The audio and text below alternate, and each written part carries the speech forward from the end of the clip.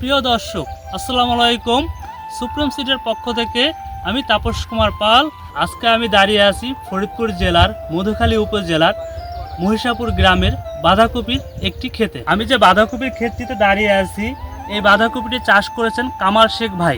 তিনি 10 থেকে 12 বছর ধরে বাঁধাকপি চাষাবাদ করে আসছেন। আমি আজ তার সাথে কথা বলে এই বাঁধাকপির জাতি সম্পর্কে জানার চেষ্টা করব।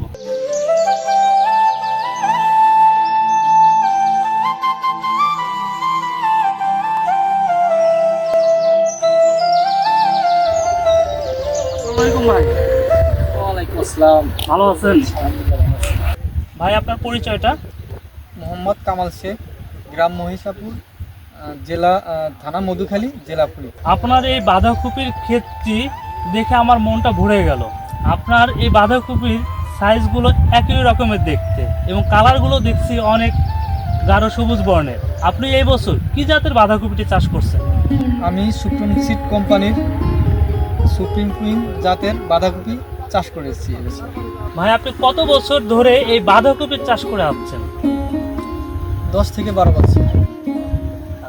আপনি এবছর যে সুপ্রিম কুইন চাষ করছেন, এটা কত শতাংশ জমিতে এবছর সুপ্রিম কুইনের চাষ হয়েছে? আমি 120% জমিতে সুপ্রিম কুইন জাতের বাঁধাকপি চাষ করেছি। একটি বাঁধাকপি দেখি।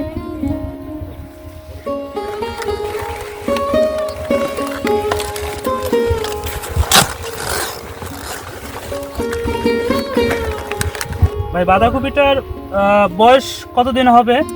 65 থেকে 70 দিন। অন্য অন্য জাতের বাঁধাকপিগুলো কি এরকমই হয়? না, তাহলে সেগুলো কতদিন সময় লাগে? 80 থেকে 90 দিন। অন্য অন্য জাতের বাঁধাকপিগুলো আপনার পরিপক্ক হতে 80-90 দিন লেগে যায়। 90 দিন।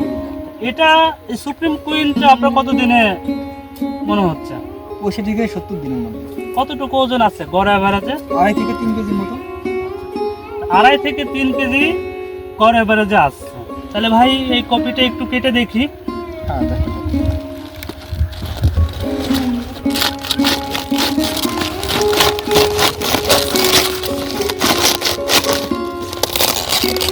এটার ভেতরটা দেখতে অনেক শক্ত। হ্যাঁ, অনেকটা শক্ত।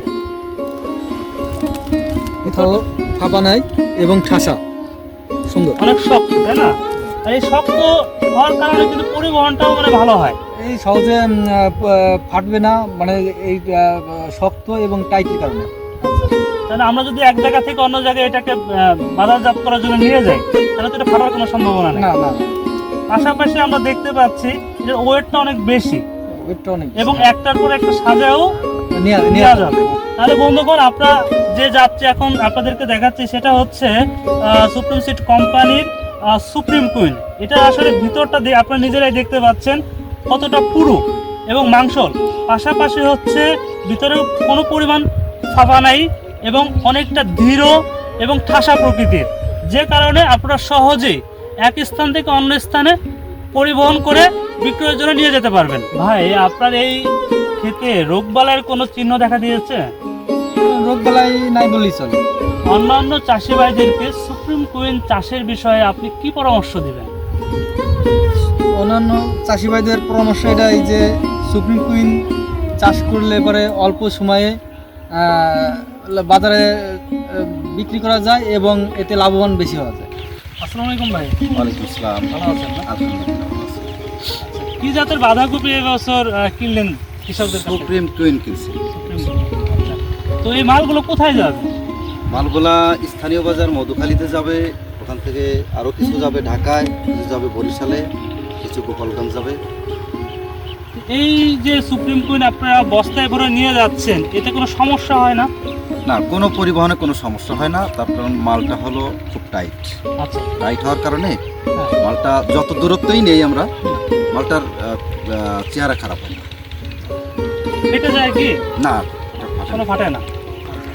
এবং যখন আপনারা এই জিনিসগুলো ওখানে পাঠান, ওই পাঠিরা কি পছন্দ করে? হ্যাঁ, মালের চেহারা ভালো থাকার কারণে পাটিরা সুবিধা হয়। দাম কি বেশি পাওয়া যায় একটু একটু? হ্যাঁ, একটু ভালো। ভাই, আপনারা এই বাঁধাকপিটা কত করে কিনতেছেন কেজি? 2 মাস আগে এই কপিটা কিনছি 20 টাকা 25 টাকা, এখন 8-10 টাকা কিনতেছি। বাজার মূল্য অনেকটাই কম। অনেকটাই কম। ভাই, ভালো থাকেন। ভালো লাগলো আপনার সাথে কথা বলে। আবার কথা হবে। ঠিক আছে, ভালো লাগলো আসসালামু আপনার সাথে কথা বলে। সুপ্রিম কুইন সম্পর্কে আরও কিছু তথ্য আমরা জেনে নিই। বীজ বপনের সময় ভাদ্র মাস থেকে অগ্রহায়ণ মাস, ইংরেজিতে 15 আগস্ট থেকে 15 ডিসেম্বর। একর প্রতি বীজ হার 150 গ্রাম থেকে 200 গ্রাম পর্যন্ত। একর প্রতি ফলন 30 থেকে 35 টন।